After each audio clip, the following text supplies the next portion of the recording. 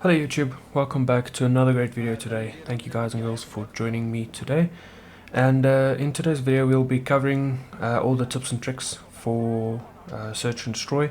You'll find that more often than not these tips and tricks will translate into other games with similar modes, such as all the Call of Duty games, the newest one Cold War, and then also games like CSGO and Valorant, to name a few.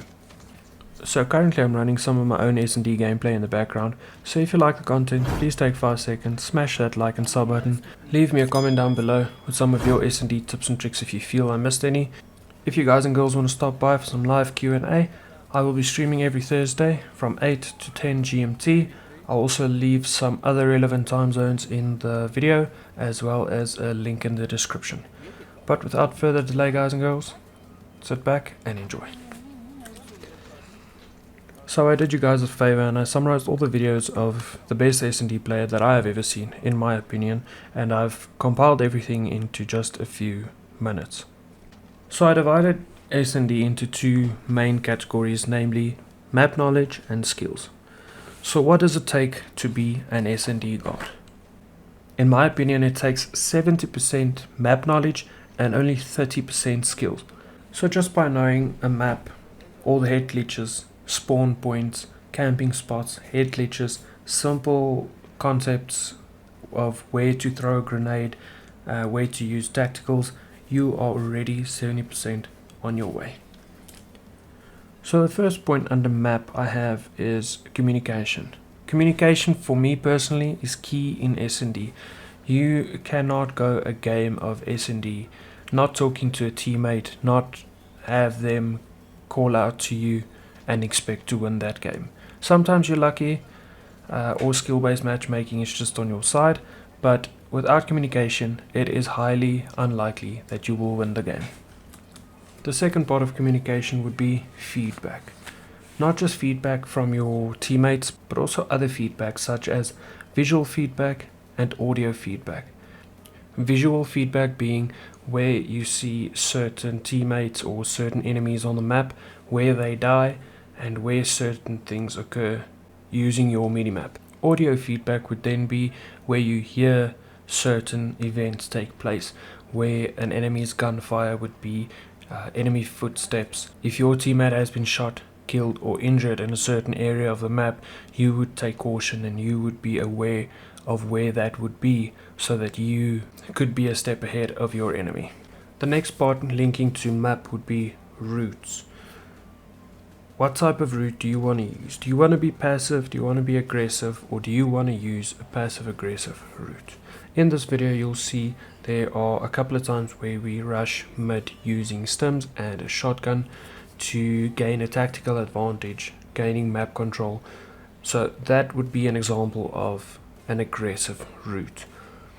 Passive routes, you would hang back a bit more with an AR, a long range type weapon such as a sniper, picking off people one at a time and then finishing up the round with a kill or two. Before you decide on which route you want to play, it is important to understand the map that you are playing on. You get certain 3-lane maps and certain 4-lane maps. So I'll add a picture on the screen for you guys to see. I know it took me a while in the beginning to understand what is a lane in a map. The next point would be bomb sites. How important a bomb site would be on any SND game. So first point at bomb sites, where to plant the bomb and why. Bomb placement is very important. In certain cases you can arm the bomb at such a point where you can still see the device across the map with a sniper, preventing an enemy from defusing it as well as getting a tactical advantage. So it is also important not to be predictable, planting the bomb at the same A spot every round after round. Switch it up every now and then. Understand both bomb sites. Usually the game works with an A and B bomb site, so understand both. Learn a route or two to both bomb sites and understand where certain weaknesses and strengths are for each site. If you are predictable, the other team will most likely have you figured out by the second or third round, and they would put a stop to your rush route, your passive route, depending on how you play. But it is highly unlikely that you would win the game if you keep playing predictable. So in certain cases, switch it up, change your guns, change your route here and there. Don't sit at the same spot every round after round, especially if they keep killing you there. It is definitely worth your while to switch it up, change maybe the gun, get a different hiding spot, certain window, maybe change your angles up a bit, play around with it, have some fun, and maybe, just maybe, it will work for you. So the last point just regarding the bomb I want to mention is the timing aspect of the bomb. It is important that you understand what time it takes to defuse a bomb, what time does it take to plant a bomb, what are the mechanics that prevent your character from moving and or drawing your weapon, what are the limitations when you plant, etc. So to start off the skills portion of this video, I'm going to be starting off with lethals. A lethal, when used properly, could change the entire game, the entire momentum of the game, how it is played, how aggressive you can play, and or how passive you have to start playing because it didn't work. So in a few moments I will show you guys a clip of how a grenade changed our game, how quickly the round actually came to an end after that, and what a beautiful, beautiful Tom Nady he threw. Asset locations confirmed. Defending them is critical. Ja, vermoed ook so. Quad feed. Krijg 'n quad feed.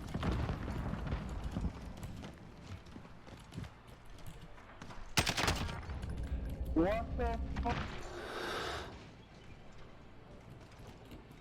Guarantee ons nie by taxi. So moving on to tacticals. Tacticals would be different depending on the mode that you play, whether it would be core or hardcore. The main focus of tacticals would be either to support either yourself or teammates, or masking your movements so that the other team does not get a read of where you and your team are stacking up. So personally for me, I tend to use stun, smoke and or snapshots. The snapshot I would basically only use for a wallbang class with FMJ as a perk to shoot people through walls. Otherwise I would just use the stun to gain a tactical map advantage to slow your enemy down.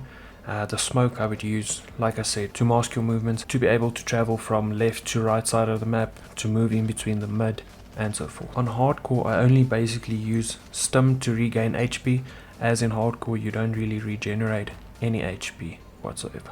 So for the last portion of skills I'm going to start with perks. So you have to decide which perks you want to use that fits your playstyle. Perks are basically only there to accommodate what playstyle you want to use. There is no point in having EOD or flak jacket if you are not going to be playing an aggressive route. There's no point in having certain double time perks that improve your movement if you only plan on sitting back in the map with a sniper. So this is important for you to understand what playstyle you want to use and how you want to supplement that playstyle. Streaks are another important part of SND. It is important to not use streaks that affect your playstyle. For example, it normally isn't a good streak for SND if it occupies too much of your actual gameplay. So for example, a cruise missile I would use as an example as a bad streak, because you have to constantly be in the streak for it to be effective. In my personal opinion, the best streaks to use for SND would be UAV, a precision airstrike and a VTOL. It gives you recon, it gives you damage, and it gives you cover if used properly. Some final tips and tricks for SND. Regardless of which game you are playing, do not play predictable. Do not go to the same spot like I said. Secondly, use the knowledge that you have built up through round after round to counter your opponent. Read their gameplay and read their game playing style to figure out where they're going to be before they know where they're going to be. You will find that people tend to act in a predictable manner. If they hear a certain sound or shooting, they are drawn to the sound because they think that they will be able to kill you or outsmart you as a player. For an example, if you throw smoke on the bomb site where you have to defuse, people automatically assume that you are on your way to defuse. They rush into the smoke not knowing where you are, and you can open fire, open season for you. If you want to play a rush route, always start your round off by sprinting to where you want to be and thereafter go into a crouch, ADS walk, to prevent yourself from making any noise, and just to give you guys some actions that do actually make noise. So it will be jumping, falling or dropping down from an object, reloading, the animation between crouching and standing up. They do all make noise, but if you remain crouched and crouch walk, you are basically dead silent. And then for the last tip, guys, would be trading kills.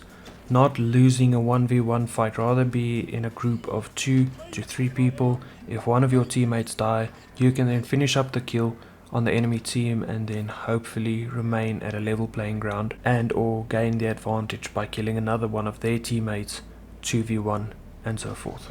So that would be all for my tips and tricks guide on SND. Thank you guys so much for watching. Like I said, if you guys do have any other tips, suggestions, tricks that I did not mention or that I did not cover, please leave a comment down below. Let me know what your favorite tip, trick is when playing SND, and also what your favorite game or map is when playing SND. Thank you guys. Have a good day.